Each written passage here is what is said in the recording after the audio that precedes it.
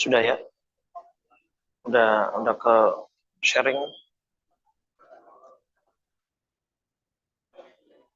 Bismillahirrahmanirrahim. Assalamualaikum warahmatullahi wabarakatuh.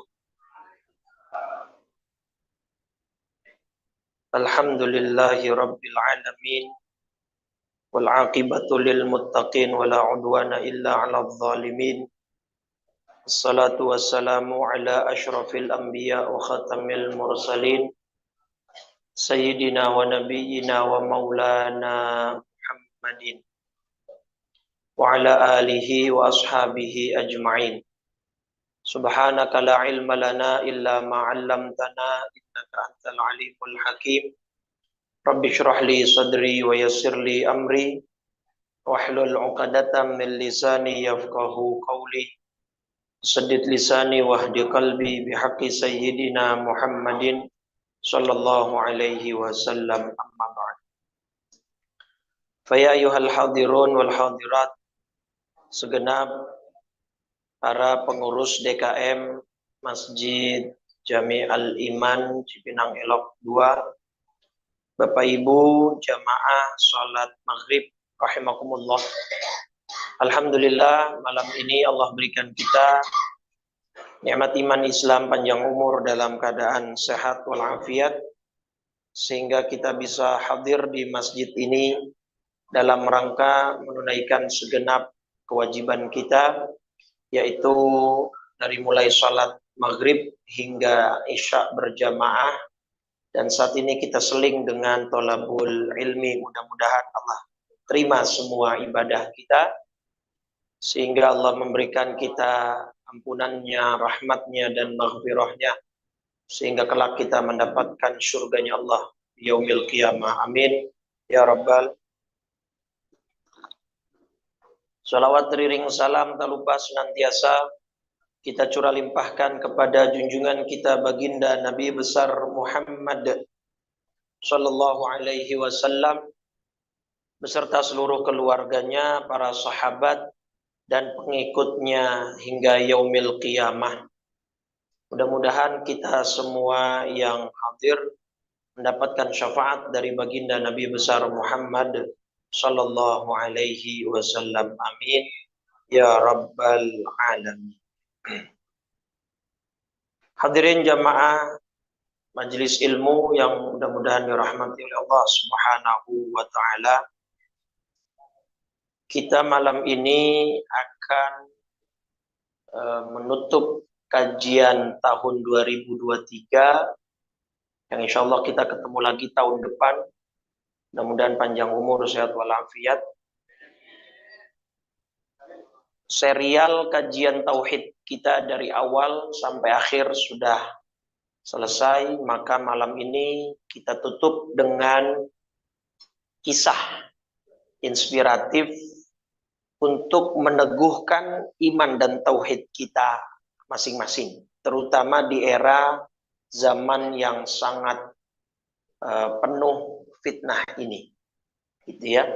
Mudah-mudahan harapannya dengan kisah ini iman tauhid kita semakin mantap, Allah berikan kita bimbingan dan hidayahnya, dan mudah-mudahan Allah tetapkan iman Islam kita hingga akhir hayat.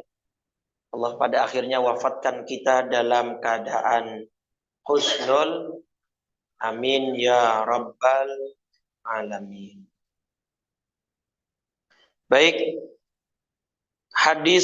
kisah yang ingin saya sampaikan adalah kisah Ashabul Ukhdud yang Allah abadikan di dalam surat 85, surat Al-Buruj. Surat Al-Buruj dimulai dari ayat 4 ya sampai ayat 8. Qutila ashabul ukhdud an-nari dzatil waqud idhum 'alaiha qu'ud wa hum 'ala ma yaf'aluna bil mu'minina syuhud wa ma naqamu minhum illa ayyuminu billahil azizil. Binasalah orang-orang yang membuat parit. Siapa mereka? Para pembesar kampung Najran di Yaman saat ini. An-nari dzatil waqud, yang berapi-api parit tersebut karena di dalamnya terdapat kayu bakar. Idhum 'alaiha qu'ud, ketika itu mereka duduk di sekitar parit tersebut. Wa hum 'ala ma yaf'aluna bil mu'minina syuhud, mereka sedang menyaksikan apa yang mereka perbuat terhadap orang-orang Jadi mereka ngadain nobar, Pak. Kayak malam ini banyak yang nobar. Nobar apaan malam ini? Gitu ya. Nah, kalau mereka nih nobar kelakuan bengis mereka kepada orang beriman.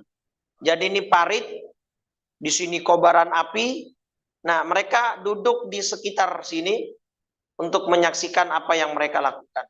Wa ma naqamu minhum illa ayyuminu billahil azizil hamid. Dan mereka tidak menyiksa orang-orang mukmin itu melainkan karena orang-orang mukmin itu beriman kepada Allah yang Maha Perkasa lagi Maha Terpuji. Oke. Seperti apa kisah lengkapnya ada di hadis Sahih Muslim nomor hadis 3005. Ya. Ini tentang Ashabul Ukhdud. Jadi an Suhaibin anna Rasulullah sallallahu alaihi wasallam qaal kana malikun fi man kana qablakum wa kana lahu sahirun falamma kabira qala lil malik inni qad kabirtu fab'ath ilayya ghulaman u'allimuhu as-sihra fab'atha ilayhi ghulaman yu'allimuhu. Hadisnya panjang. Jadi kita potong sedikit-sedikit. Apa enggak usah diterjemahin? Nah, udah paham. Kayaknya di luar kepala bahasa Arab. Jadi kata Nabi, ada sebuah kisah di umat terdahulu. Nabi tidak menyebut di umat Nabi siapa. Oke? Ada seorang raja. Ada seorang raja. Raja ini hebat, banyak pengikutnya, kaya raya. Si raja ini memiliki seorang tukang sihir yang menjadi andalan dia. Ya, sini rajanya. Dia punya tukang penyihir, ya, punya penyihir yang menjadi andalan dia, menjadi kaki tangan dia. Tapi penyihir ini sudah tua. Penyihirnya sudah, dia menghadap ke raja, raja tolong carikan anak muda ya yang bisa sekiranya aku ajarkan dia ilmu sihir. Jadi dia lagi cari apa? Penerus ya, kira-kira begitu. Ya. Pengen cari penerus, yang dicari anak muda. Anak muda, yang dicari anak muda, tapi pakai proses. Apa sih, orang saya lagi jelasin hadis. Ntar kita bahas itu ya. Jadi si penyihir ini minta tolong ke raja untuk menyarikan anak muda. Dapatlah seorang ghulam. Ya. Ghulam itu bahasa Arab artinya apa? Anak muda. Oke. Nah, rumah si anak muda ini dengan rumahnya si penyihir ternyata jaraknya cukup jauh. Oke? Jaraknya cukup jauh. Fakana fi tariqihi idza salaka rahibun faqa'ada ilaihi wa sami'a kalamahu fa'ajabahu fakana idza atas sahira marra birrahibi wa qa'ada ilaihi fa idza atas sahira darabahu fashaka dzalika ila rahib faqal idza khashita as-sahira faqul habasani ahli wa idza khashita ahlaka faqul habasani as-sahiru. Oke. Rumahnya jauh, Pak. Karena rumahnya jauh, dia perlu istirahat di perjalanan. Istirahatlah di sebuah gua. Di sini dia bertemu seorang rohib. Apa rohib itu? Secara bahasa, rohib itu artinya al-azilu anin nas, orang yang beruzlah dari manusia. Kalau bahasa harfiahnya petapa. Orang yang bersemedi, bertapa. Tapi ini dalam konotasi positif, seperti uzlahnya Nabi ketika sebelum menerima wahyu. Nabi kan sempat uzlah kan? Di gua apa? Nah, tuh. Nah, ini rohib. Tapi ini orang benar, kita terjemahkan ustadz saja lah ya. Karena rohib ini kan orang beriman, dia ahli ibadah, dia petapa yang beneran nih, bukan yang ngaku-ngaku dapat wahyu dari gunung Sahari sono dong. Gitu ya. Nah, si anak muda ini ketika dia rehat, ngobrol lah sama si rohib ini. Ngobrol-ngobrol, kok ilmunya dalam nih orang. Tertarik dia.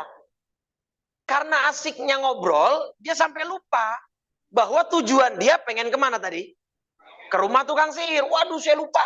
Saya duru-duru. Nah, sampai rumah tukang sihir, diomelin dia. Kamu nih nggak tepat janji. Ya, kamu ini nggak disiplin. Kamu kan janji jam segini, diomelin lah. Gitu segala macam.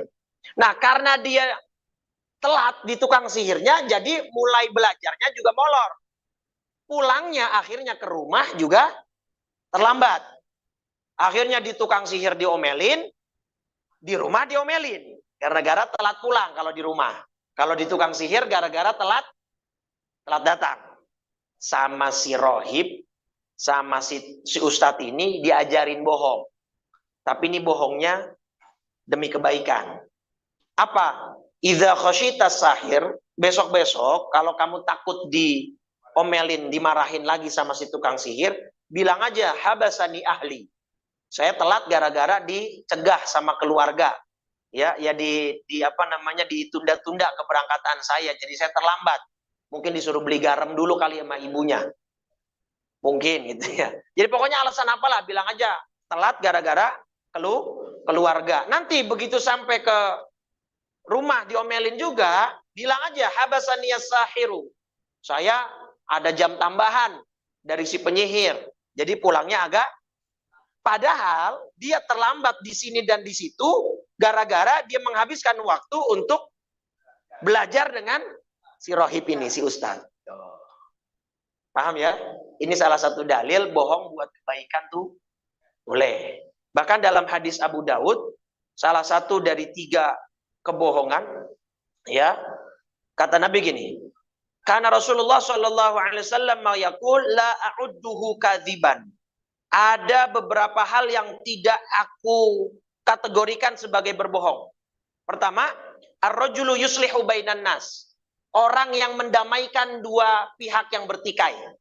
Contoh, si A sama si B lagi berantem. Si C ngomong si A, kamu ditraktir makan bakso sama si B. Dia datang ke si B. Kata si C, kamu ditraktir makan bakso sama si A. Katanya dia mau minta maaf. Akhirnya kan datang tuh dua-duanya ke tukang bakso, padahal itu rencana siapa? Si C. Itu boleh kayak gitu. Demi untuk apa ini? Mendamaikan dua orang yang lagi bertikai, lagi ribut. Padahal ributnya masalah kecil. Biasanya cuma gara-gara apa? Minjem korek nggak dibalikin. Itu biasanya. Nah, itu boleh. Yang kedua, ar-rajul fil harbi, orang yang berbohong dalam peperangan demi untuk menyelamatkan sebanyak-banyaknya pasukan umat. Yang ketiga, war-rajulu yuhadditsu imra'atahu, suami bohong sama istri. Ini bukan dibuka lagi ini Ustaz. Ini hadis Abu Daud nomor hadis 4921. Bukan bohong kejelekan, Pak. Maksudnya bohong gimana? Istrinya nanya, "Pak, kita kan udah tua nih, Pak. Kira-kira mama masih cantik nggak, Pak?" Gitu kan. Kan kalau ngomong jujur nggak boleh, Pak. Nanti malah jadi perkara rame kan. Nabi kan manggil Siti Aisyah Humairah tuh. Artinya apa Humairah? Yang kemerah-merahan. Walaupun istri bapak kagak merah, malah cenderung agak panggil Humairo. Masa panggilnya Sauda? Apa Sauda? Yang kehitam-hitaman. Janganlah ya. Baik. Nah, itu jadi si ustadz ini mengajarkan si anak muda beralasan demi dia kan sedang belajar ilmu agama dengan si ustadz ini, dengan si rohib ini, gitu ya. Dan itu terjadi berbulan-bulan. Nah, makanya saya bilang tadi, ini anak muda berproses. Walaupun dia dicari, dia dipilih, tapi tetap dia melakukan proses belajar. Nggak langsung ujuk-ujuk bisa jadi tukang sihir. Paham nggak? Ya kalau sekarang abrakadabra. Jadi melebihi tukang sihir. Ini kemana sih larinya nih? Udah, jangan panjang-panjang. Dah. Akhirnya sekarang saya mau tanya, si anak muda ini belajar berapa ilmu dia? 2. Ilmu apa? Ya, ilmu sihir dengan ilmu si ustadz. Ya kalau bisa kita simpulkan ilmu hitam, ilmu putih. Ya gitu ya. Baik. Fabainama huwa kadzalika idz ata ala dabbatin 'azimah qad habasatin nas. Begitu dia sudah selesai menempuh pendidikannya, tapi kan gini, orang-orang kampung dia taunya ini anak muda belajarnya apa? Sihir. Dia nggak tahu, nggak ada yang tahu bahwa dia belajar sama si rohib, nggak ada yang tahu. Begitu dia pulang ke negerinya, ke kampungnya, di kampungnya tuh ada dabah azimah. Ada seekor hewan melata yang besar bentuknya dan sangat mengganggu warga. Bahkan tidak jarang menghalangi warga untuk berpergian. Dan gak ada yang berani karena ini saking besarnya mungkin agak buas. Gitu ya.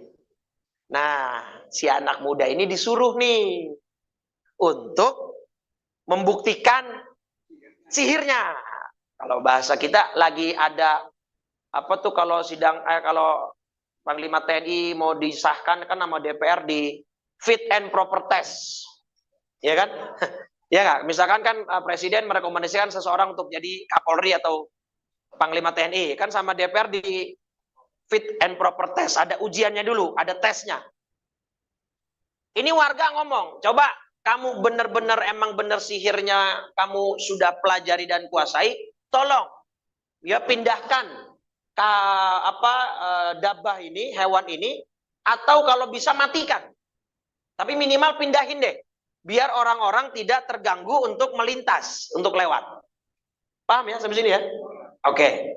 Di dalam a'lamus sahiru afdalu amir raghib afdal. Nih, saatnya saya ketahui nih. Kira-kira ilmunya siapa yang bagus, yang diridhoi? Ilmunya si rohib atau ilmunya si tukang sihir? Oke. Fa'akhadha hajaran, diambil Pak batu kecil. Tuh ya. Faqal Allahumma, ya Allah, kan dia udah kenal Allah Pak. Karena dia udah belajar sama si ustadz ini si rohib. In kana amrur rahibi ahabba ilaika min amri sahir faqtul hadhihi dabbah hatta yamdiyan nasu faramaha faqatalaha. Diambil batu kecil, ya Allah, kalau ini batu kecil, ya gini, kalau memang ilmu si rohib lebih engkau ridhoi, ilmunya si ustadz lebih engkau suka, lebih engkau cintai, maka tolong dengan batu kecil ini matikan hewan besar ini. Kalau memang ilmunya si rohib lebih Allah ridhoi. Ternyata begitu dilempar, mati. Nah, di sini dia udah punya jawaban. Di sini, di momen ini, dia sudah punya. Berarti ilmunya siapa? Yang diridhoi, si rohib, si ustadz. Oh, oke. Tapi warga udah tahu belum? Oh, warga malah justru mengeluh-elukan anak muda ini. Taunya dia berhasil menguasai ilmu sihir sampai bisa. Karena gini Pak, tukang sihir yang sebelumnya nggak bisa. Itu loh. Makanya dia dielu-elukan warga nih. Oh, tukang sihir yang lama tuh, yang tua tuh nggak bisa. Kok Anda bisa? Berarti Anda lebih Lebih hebat, lebih pintar dari yang lama, gitu. Ya, biasanya begitu, pengganti emang lebih pintar dari yang lama. Dah, fa'atar rahib, dia datang buru-buru ke ustadznya, ke gurunya tuh yang di goa, si rahib. Guru, saya begini diceritain. Apa kata si rahib? Bunayya, wahai anakku, antal yauma afdalu minni. Engkau hari ini telah melampaui kehebatan aku. Di sisi Allah engkau lebih mulia daripada aku. Kata si rahib, si ustadz ini. Qad balagha min amrika ma ara. Seperti yang saya saksikan, kamu sudah mencapai derajat yang istimewa di sisi Allah. Tapi, nah ini, wa innaka satu betala, suatu saat kamu akan pasti dapat ujian. Tuh, ya, di mana-mana orang benar pasti dapat ujian. Wa innaka satu betala, suatu hari kamu akan dapat ujian. Fa ini betulita fala tadulla alayya. Permintaan saya cuma satu. Tolong, kalau nanti kamu dapat problem, kamu dapat masalah, tolong jangan bawa-bawa saya. Paham nih pesannya, ingat-ingat nih. Jadi kata si rahib, ini kan orang udah anak muda ini udah jadi orang hebat nih.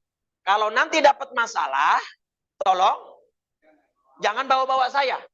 Karena saya nggak mau punya masalah. Saya pengen fokus ibadah saja di sini.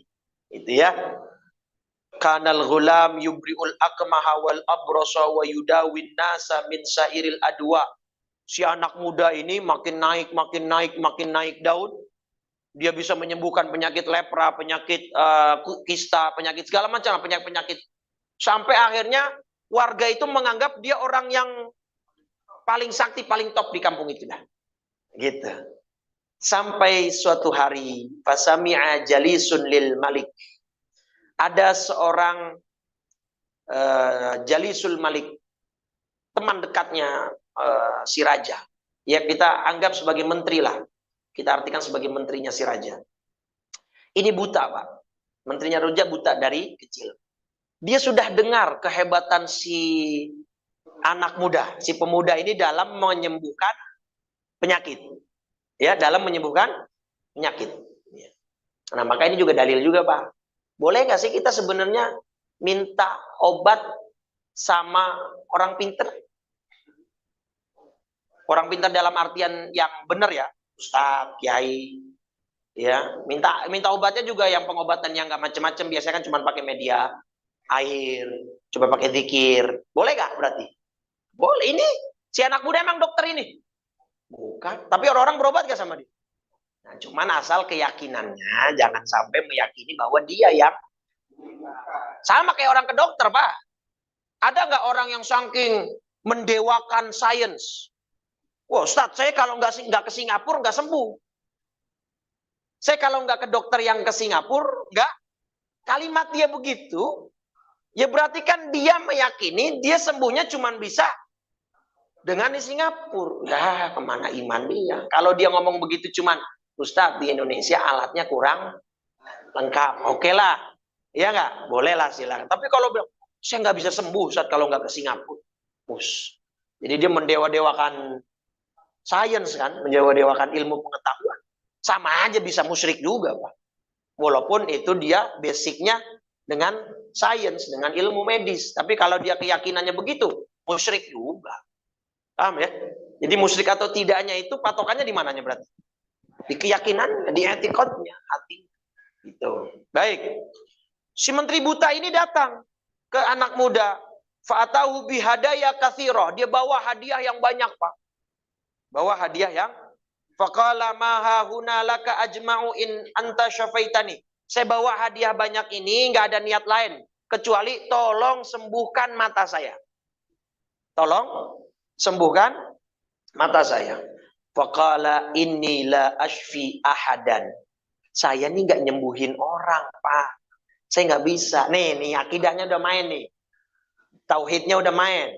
La ashfi ahadan. Saya nggak bisa nyembuhin orang. Nggak bisa saya.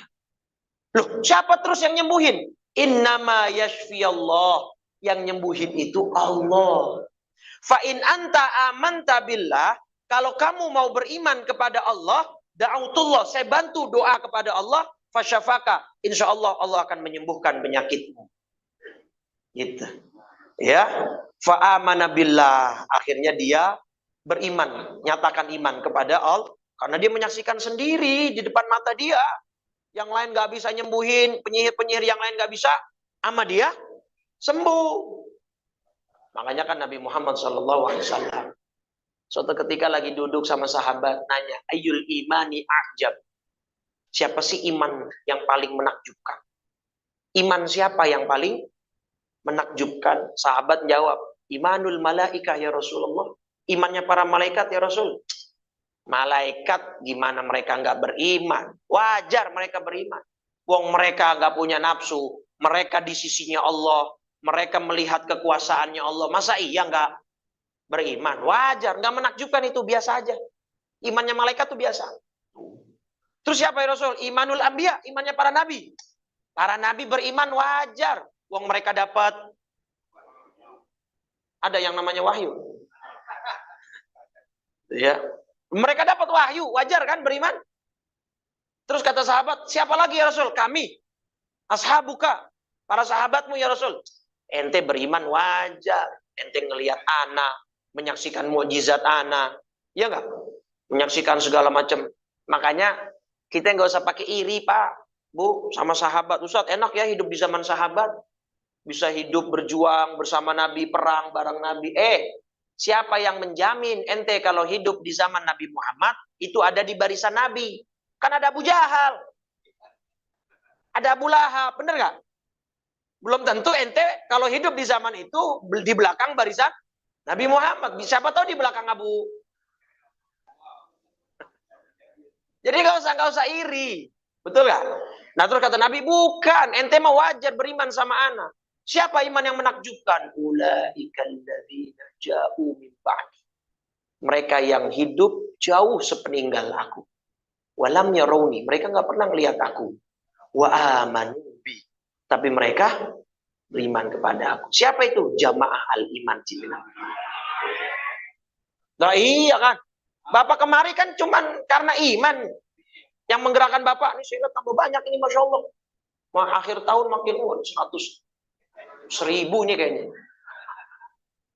Masya Allah, makin syiar, makin banyak. Iya kan? Bapak kesini niatnya mau ngapain?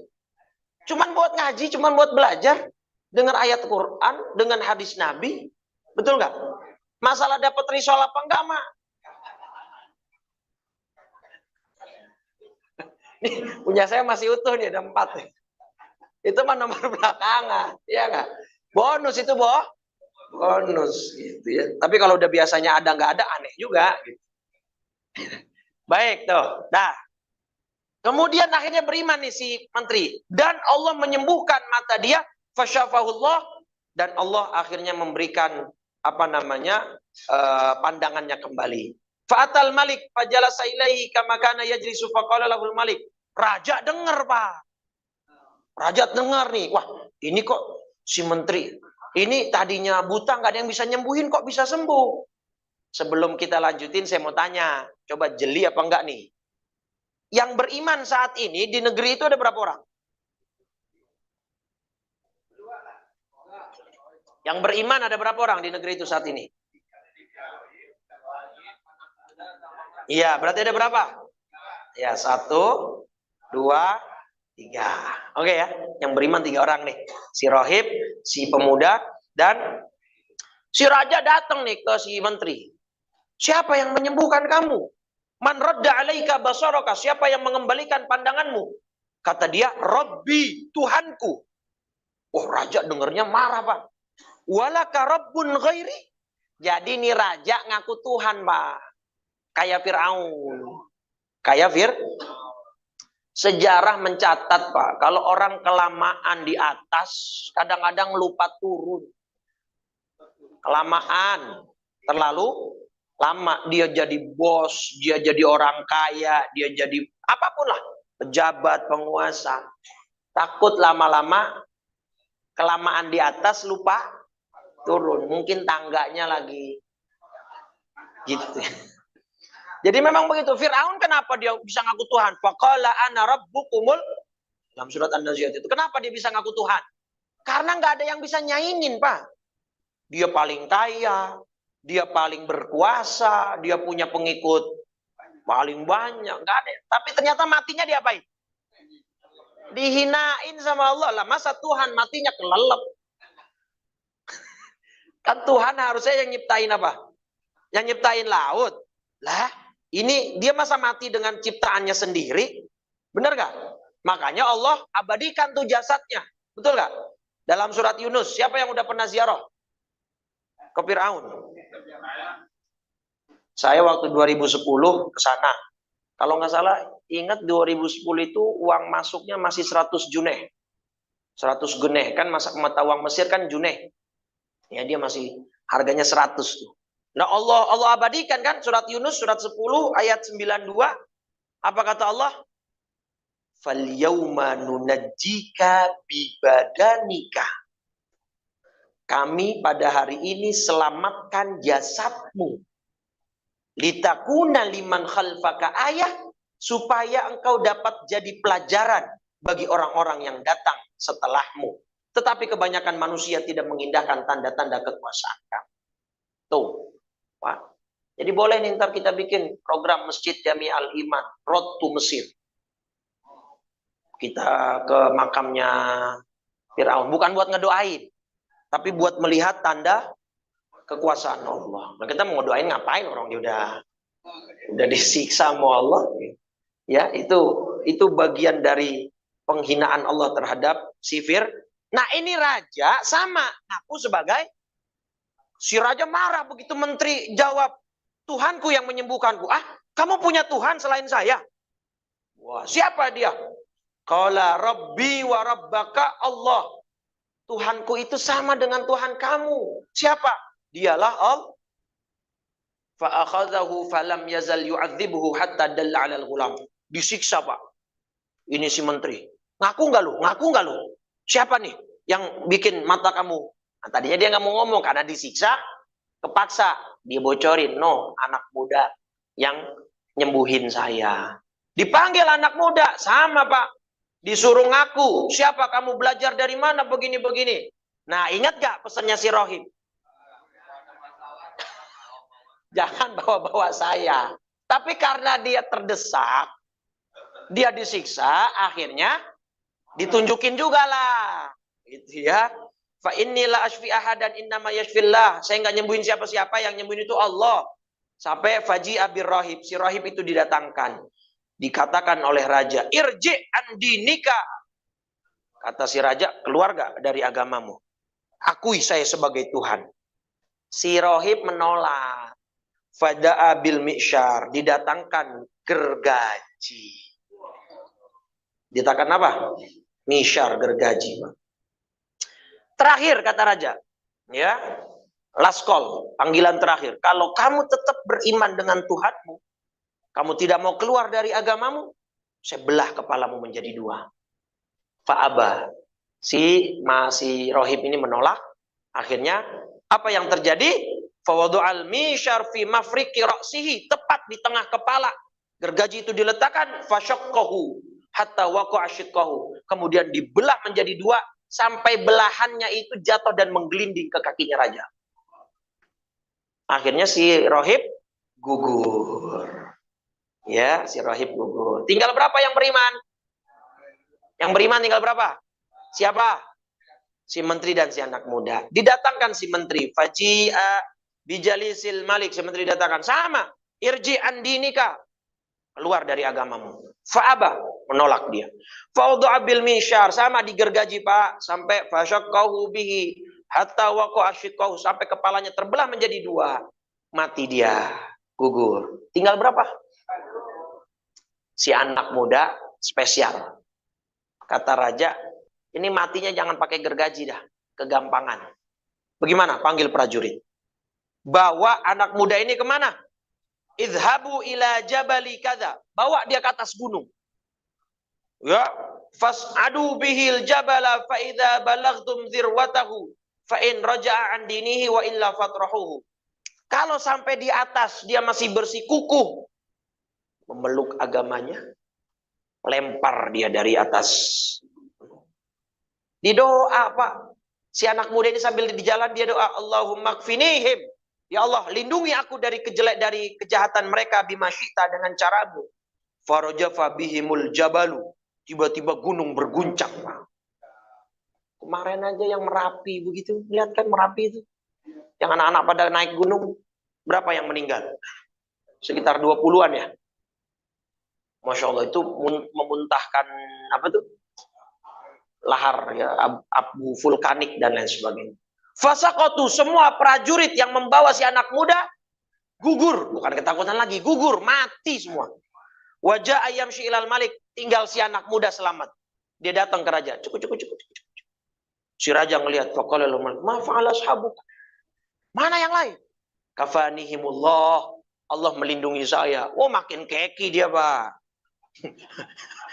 Dikelecehin anak muda, makin panas dia. Ya kan? Mana yang lain? Ya Allah nyelamatin saya. Maka dibilangin berimanlah kepada Allah. Dia nggak mau kan? Si kuku. Sekarang idhabu bihi fahmiluhu fi kurkurin fatawassatu bihil bahra. Taruh dia di sebuah semacam kandang, sangkar. Bawa ke tengah laut. Kalau sudah di tengah laut dia tidak mau keluar dari agamanya, jemplungkan. Kan kalau udah dalam kandang dia nggak bisa berenang kan. Ya kan kalau misalkan nggak pakai kandang mungkin dia bisa menyelamatkan diri berenang. Sama dia doa lagi. Ya. Allahumma kfinihim bima syi'ta fan kafa'at bihimus safinah faghariku. Tiba-tiba kapal lautnya itu di tengah berguncang, semuanya prajurit yang ngebawa terlempar keluar kapal, tenggelam kecuali si anak muda. Ulang lagi. Cucu. Datang lagi. Halo raja gitu. Makin panas dia. Makin keki dia. Wah, mafa'al ashabuka, mana yang lain? Mana teman? Wah, kafani Allah.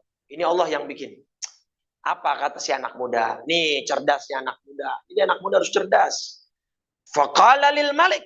Kata si anak muda, raja, innaka lasta biqatili. Kamu nggak bisa ngebunuh saya hatta taf'al ma amuruka bihi. Kecuali dengan satu cara yang saya akan kabarkan kepada Anda. Kalau Anda mau mengikuti cara saya, baru Anda bisa membunuh saya. Oh, ini Pak, di balik cerita ini ada pesan. Bagaimana si anak muda tauhidnya sangat kuat kepada Allah. Betul nggak? Kalau Allah sudah yang menjadi backingan, ya backingan yang lain. Ini saya nyeritain hadis. Emang mana sih larinya pada? Paham ya? Iya kan? Lah kan ini si raja punya prajurit, punya pasukan. Tapi backingannya si anak muda cuma siapa? Cuma Allah. Ya Allah selamatkan. Selamat. Yang bawa prajurit gunung berguncang, ombak bergojolak, semuanya pada mati. Kita kadang-kadang takut besok kagak makan. Coba. Kadang-kadang kita takut besok nggak dapat rezeki. Betul gak? Makanya kadang-kadang dalam satu hadis Nabi memberi contoh itu, kalau kamu benar-benar tawakal, lau antum tatawakkaluna 'alallahi haqqa tawakkulih, la razaqakumullahu kama razaqat tayra. Kalau kamu benar-benar tawakal, Allah akan berikan kamu rizki seperti seekor burung. Taghdu bitona wa taruhu khisoma. Pergi pagi dalam keadaan perutnya kosong, pulang sore dalam keadaan perut kenyang. Burung pulangnya sore, nggak ada burung pulang malam. Nah itu hadisnya penekanannya di situ. Artinya si burung tidak ngoyo cari rezeki. Dia pulang sore sudah waktunya pulang. Nggak ada burung pulang malam. Burung nakal itu namanya. Kalau ada paling kelelawar, kalong, kampret, cebol. Itu udah lama udah. Ditutup buku lama udah ya. Tapi kan memang itu kan dia hewan-hewan nokturnal kan, memang hidupnya di malam hari dia kalau yang kayak gitu. Nah, kata si raja, bagaimana caranya? Gini, tajma'un nasa fi su'idin wahid. Tolong kumpulin semua warga tanpa ada satu yang tersisa. Kalau bahasa kita biar viral. Jadi emang viral itu perlu, Pak. Iya nggak? Cuman kan viral zaman dulu nggak bisa pakai handphone. Maka kalau mau viral ya harus di kumpulin semua. Terus taslubuni fi jid'in, salib saya. Ini jangan mentang-mentang kalimatnya salib kemudian langsung mengarah ke agama tertentu. Salib itu kan cara orang-orang dulu untuk mengeksekusi mati. Ya, itu kan salah satu cara media kan. Nah, cuman menjadi sebuah simbol agama tertentu karena memang ya dia punya kepercayaan itu cara penebusan dosanya dia kan begitu. Kata si anak muda, salib saya di tengah lapangan dan kumpulkan semua warga. Oke, siap. Terus gimana? Khudh sahman, siapkan tim pemanah, Pak. Jadi si anak muda ini ya disalib gitu. Nah, siapkan tim pemanah, di sini tim pemanah untuk siap memanah gitu. Tapi sebelum tim pemanah ini melepaskan anak panahnya dari busur panahnya, ada satu mantra yang harus diucap. Nah, dia pakai bahasa lobby gitu ya, bahasa diplomatik, pakai mantra. Raja, kalau nggak pakai mantra ini nggak bisa. Ya, apa mantranya? Bismillahirrabbilghulam. Ini mantranya. Apa artinya bismillah? Dengan menyebut nama Allah. Rabbil ghulam, Tuhannya si anak muda. Wah, si raja nggak mau awalnya, Pak. Wah, nggak bisa dong. Bukan mantra itu mah keyakinan kamu. Ya terserah. Kalau nggak begitu, kamu nggak bisa bunuh saya. Wah, akhirnya dipenuhi. Begitu tim pemanah siap. Bismillahirrabbilghulam. Baru satu busur panah menghunus jantungnya si anak muda. Sang anak muda mati. Wah, si raja girang, Pak. Karena kan akhirnya yang beriman habis sudah. Tapi ternyata reaksi dari warga, kemudian mereka semua berbondong-bondong mengucapkan amanna birabbil ghulam, amanna birabbil ghulam, amanna birabbil ghulam. Ya, 3 kali mereka semua mengucapkan kami beriman dengan Tuhannya anak muda. Kami beriman dengan Tuhannya si anak muda. Kami beriman dengan Tuhannya si anak muda. Pertanyaan saya, sisa berapa yang beriman saat itu? Semuanya. Kecuali raja dan kroni-kroninya. Makin ini kan dia. Makin apa? Keki makin panas. Nah, disitulah kemudian dia punya rencana membuat parit. Tadi itu. Qutila ashabul ukhdud.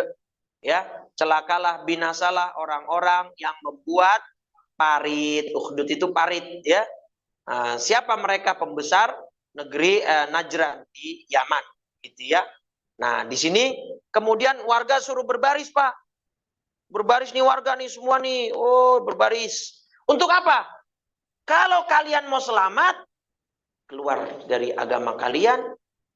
Kalau tidak, lompat ke dalam parit yang berkobar api yang sangat besar.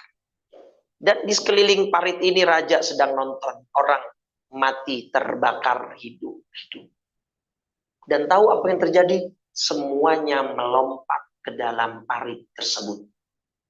Terakhir, ibu bawa anak bayi. Seorang ibu bawa anak, dia mau lompat ragu, Pak. Bukan ragu keimanannya, tapi karena anaknya. Ya seorang ibu, Pak. Ya, nggak mungkin nggak punya rasa belas kasih. Betul nggak? Kasih sayang. Dia kesian sama anaknya. Lompat jangan, lompat jangan. Tiba-tiba anaknya bicara yang masih baik. Ya ummah isbiri. Wahai ibu, bersabarlah. Fa innaki 'alal haq. Karena kamu berada di atas kebenaran. Akhirnya si ibu lompat. Terbakar mati dalam keadaan hidup-hidup demi mempertahankan keimanan dan ketauhidannya. Lu zaman sekarang boro-boro disuruh lompat ke dalam api gara-gara sembako aja pindah. Betul nggak? Banyak kasus gara-gara? Ya Allahu Akbar. Maka ini yang saya bilang zaman penuh fitnah. Zaman, makanya dalam surat apa itu? Sofat kalau tidak salah ya. Illa man atallaha biqalbin salim. La yanfa'u malun wala banun illa man atallaha biqalbin salim. Saat nanti di akhirat itu nggak ada yang berguna, anak nggak berguna, harta nggak berguna. Yang berguna adalah hati yang menghadap kepada Allah dalam keadaan selamat, sejahtera.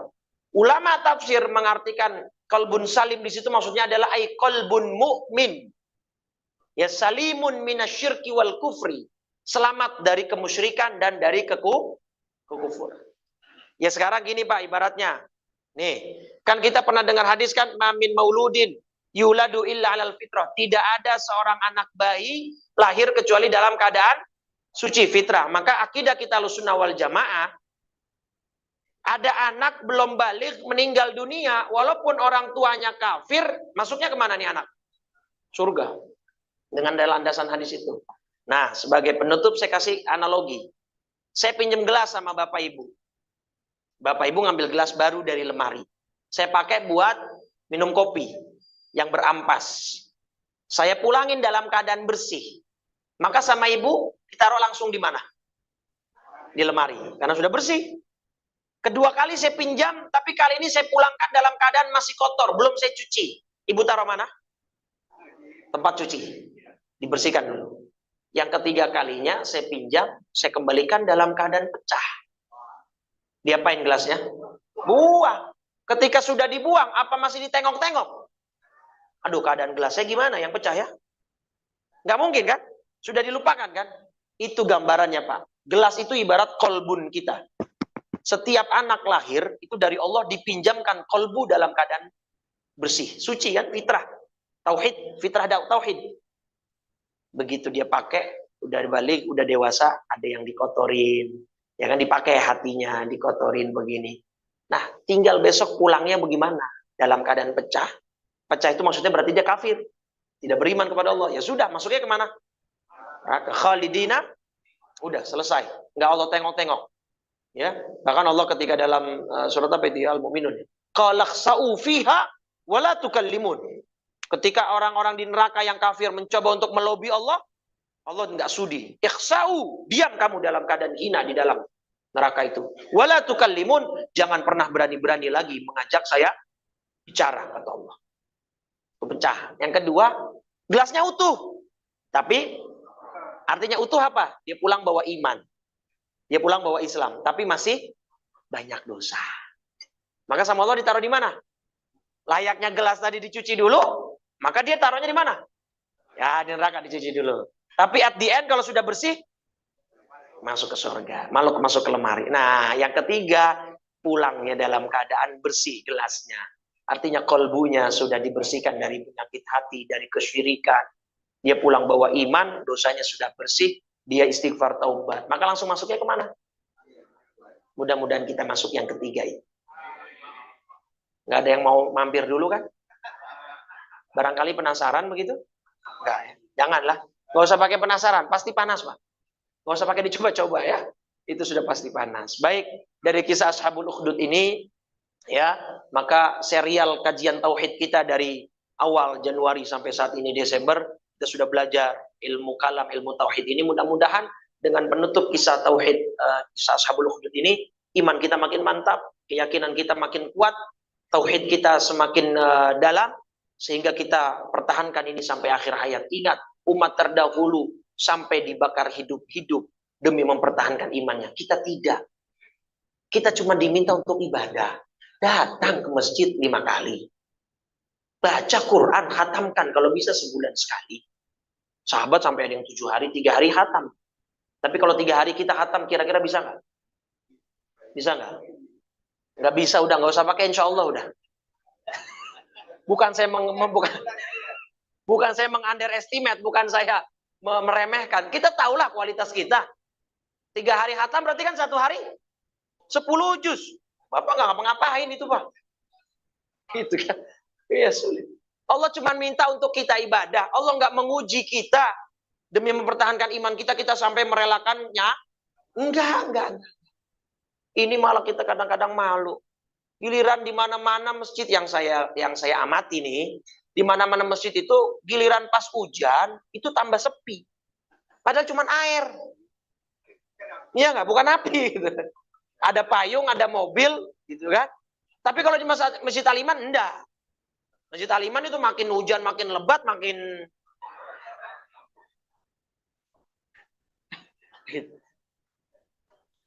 paksakan Pak, paksakan. Terakhir nih sebagai penyemangat kita. Dalam kitabnya Al-Hikam, Imam Ibnu Athaillah punya kriteria begini Pak, ciri. Ini cek masing-masing ya. Hati kita, kolbun kita tadi, itu masih hidup apa sudah mati? Alhamdulillah. Apa kriterianya? Dua Pak. Tarkun nadama ala ma fatahu minal muwafaqat. Dia tidak ada rasa penyesalan ketika dia ketinggalan amal soleh. Misalnya nih, wah, ntar malam nih, Jumat nih, malam Sabtu, pekan ke-4 nih. Wah, jatahnya Ustadz Idkon ngajar nih. Nah, misalkan dia ketinggalan, karena misalkan sibuk atau macet di jalan, segala macam.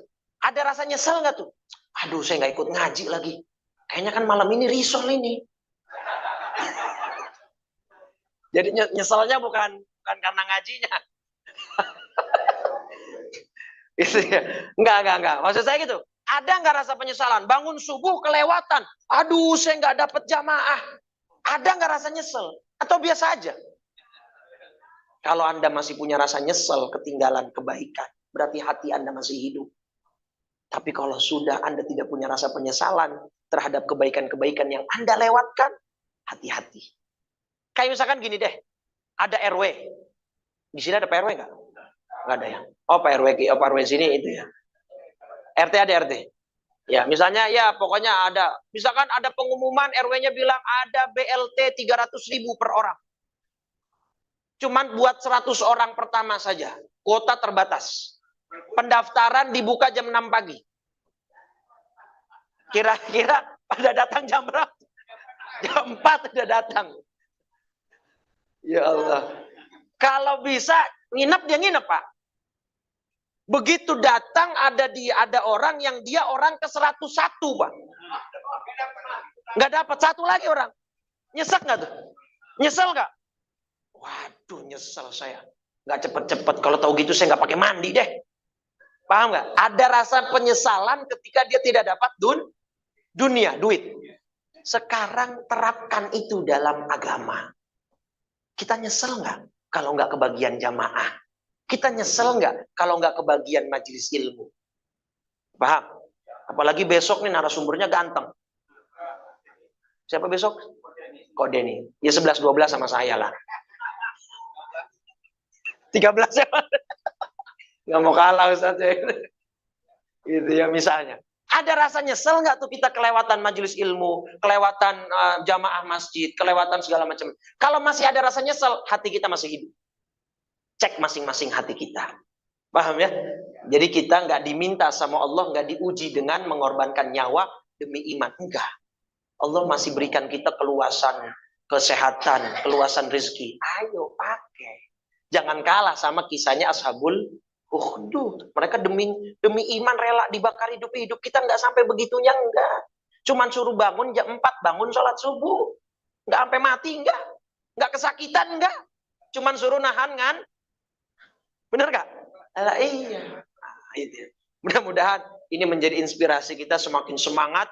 Nanti di 2024, insya Allah pengajiannya semakin syiar. Insya Allah mungkin 2024 sampai nggak muat begitu.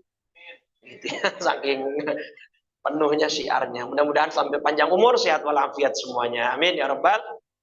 Baik, kita tutup dengan 3 kali kalimat tauhid dan doa kafaratul majlis.